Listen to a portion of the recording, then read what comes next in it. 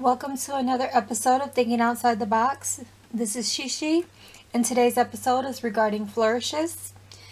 Now, when I first started crafting, I wanted to put flourish sprays on all my projects, but when I learned how much they cost, I decided, nah, that's probably not a good idea.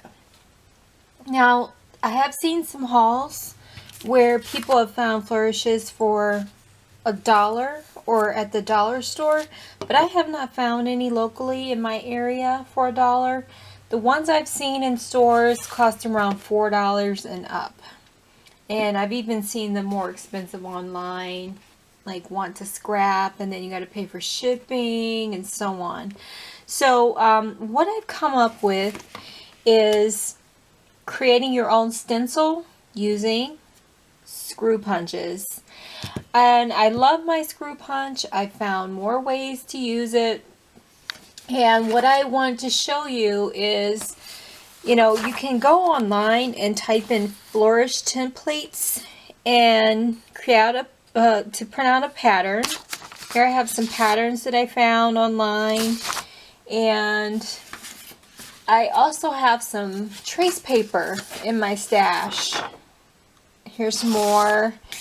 And so the pattern that I'm using today is this one. So what I did was I got my trace paper. The trace paper I'm using comes from Target. It's about $2. It's 40 sheets. And I traced out the pattern on my trace paper. And I used my screw punch to punch out all the holes on some cardstock to make my stencil. And so once I made my stencil, I then would create a pattern on the cardstock that I wanted to use. And what I wanted to do was create some flourish sprays on this cardstock using a product called Liquid Pearls. So what Liquid Pearls does is it gives your project some dimension, just like flat back pearls would do if you bought some of those pearl sprays. So what I wanted to demonstrate is applying the liquid pearls to your projects. So it says on the bottle that you have to let this dry for at least 2 to 3 hours because it takes about that amount of time for everything to harden. So I'm just going to do a few and I'll give you a close look at how much dimension it gives. And it's just like a pearl, but without the cost of the $4 price. I forget how much you can get out of one bottle, but I think I paid maybe $3 or $4 for this bottle.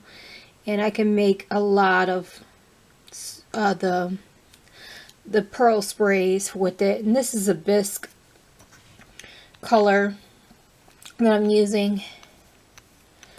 So here I'm going to bring this up to the camera so you can see the dimension.